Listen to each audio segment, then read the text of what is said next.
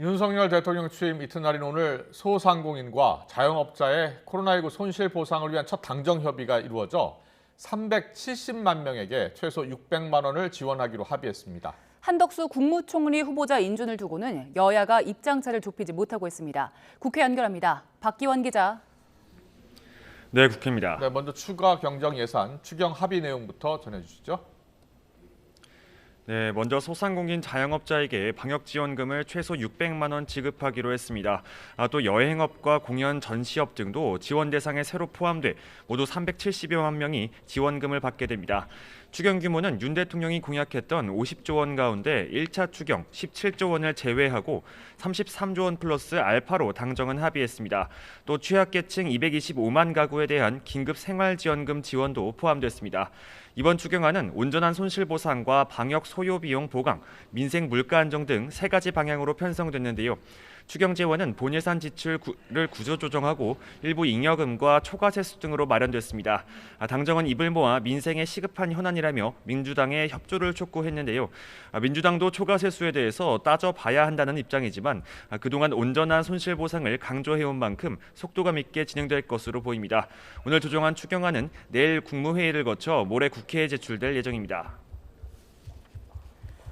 한덕수 국무총리 후보자 임명 동의안을 인준을 두고 여야가 회동을 가졌다고요? 네, 그렇습니다. 여당인 국민의힘은 하루라도 빨리 한덕수 국무총리 후보자가 임명되어야 한다는 입장이고, 야당이 된 민주당은 한 후보자가 국민 눈높이에서 부적격이라며 의원총회를 통해 충분한 의견 수렴과 검토 과정이 필요하다고 맞서고 있습니다. 국민의힘 측 요청으로 양당 원내 수석 부대표는 오늘 오후 1시간 가까이 회동을 가졌지만 결국 합의에 이르지는 못했습니다.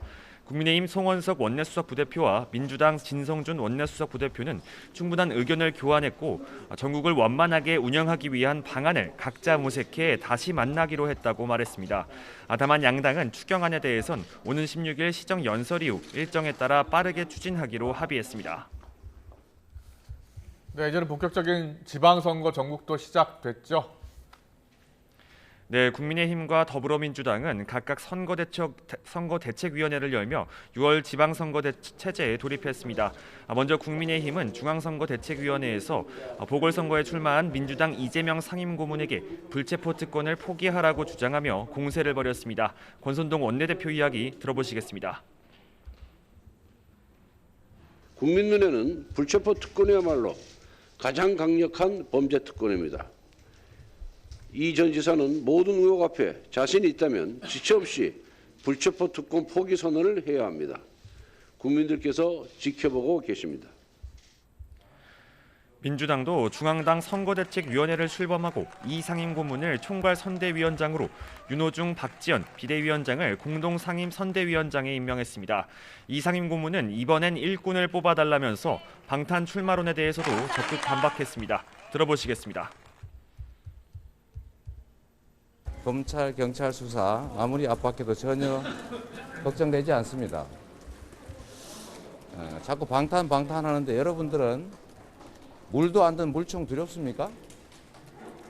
걱정하지 않으셔도 됩니다. 양당 선대위는 이르면 이번 주부터 지역을 순회하며 지방선거 전국을 본격화할 것으로 보입니다. 지금까지 국회에서 YTN 박견입니다.